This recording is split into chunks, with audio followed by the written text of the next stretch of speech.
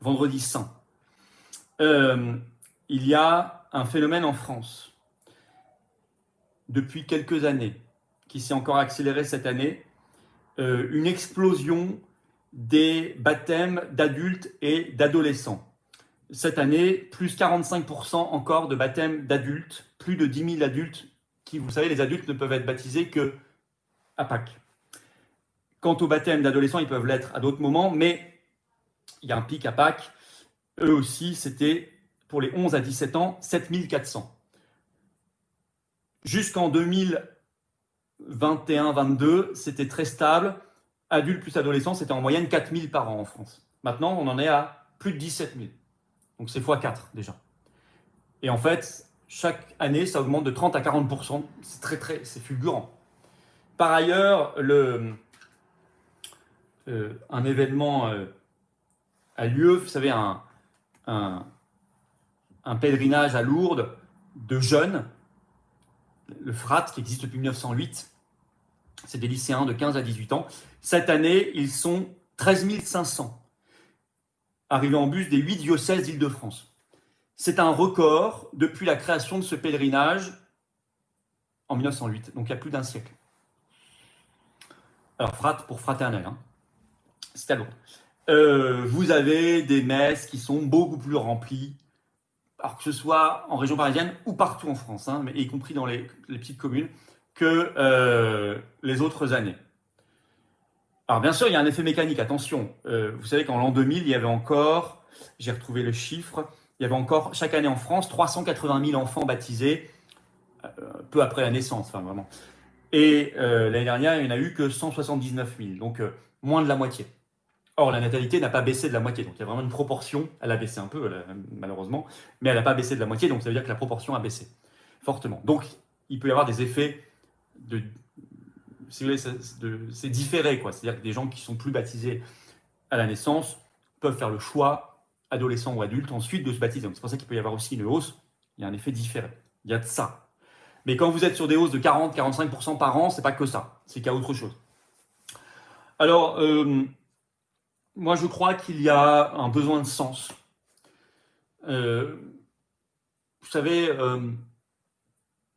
c'était Lipovetsky qui avait écrit un livre qui s'appelle L'ère du vide, que j'avais lu assez jeune déjà, qui explique qu'on est de plus en plus, et c'est depuis qu'il l'a écrit, ça s'est beaucoup aggravé, on a vraiment supprimé tous les grands idéaux et toutes les communautés, tout ce qui peut nous rassembler, la nation, le catholicisme en France.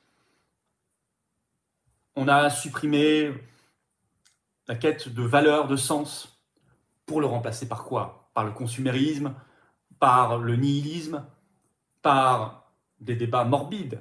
Le dernier débat en date, c'est l'euthanasie.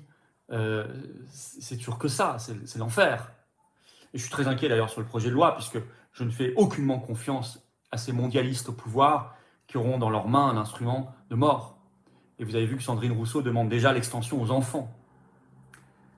Je suis formellement contre cela, évidemment. Et donc il y a un besoin de sens mystique, voilà, écrit l'Irlande. Eh bien, moi je pense que c'est bon signe, que la France renoue par ailleurs avec ce qui est à ses racines, quel que soit ensuite, je respecte les engagements et les croyances de chacun, je le dis clairement, mais je pense que ça ne fera pas de mal au pays. Et se retourner vers le Christ, ça ne fera pas de mal au pays. Et ça ne fera pas de mal aux gens qui retrouveront là peut-être un sens plus aigu à leur vie. Je pense que parallèlement à ce phénomène, nous pourrions avoir une régénération du sentiment national. C'est tout notre combat. Et vous voyez, le combat politique et le combat spirituel se mêlent souvent. Et probablement, particulièrement en cette période, en ces temps très troublés.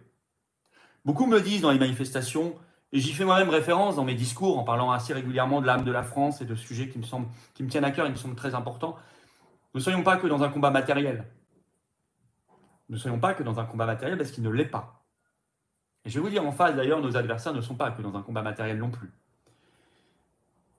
Nous sommes dans un combat qui englobe. L'être humain ne se nourrit pas que de causes matérielles, il se nourrit de causes aussi spirituelles. Et c'est très très important. Voilà, d'autres trouveront cette épancheront cette soif de spiritualité autrement. Et je les respecte, bien évidemment. Mais là, c'est un phénomène qui existe. Nous avons des chiffres, nous avons des yeux pour voir, il faut aussi rester rationnel dans l'analyse pour l'instant, on verra bien. Mais je trouve que c'est quelque chose qui doit être noté, de notable et de très intéressant. Voilà, très intéressant. Et évidemment, en ce direct du vendredi saint, du week-end pascal, il fallait évidemment que je parle de cela. Vous me direz ce que vous en pensez dans les commentaires. D'ailleurs, ça m'intéresse beaucoup.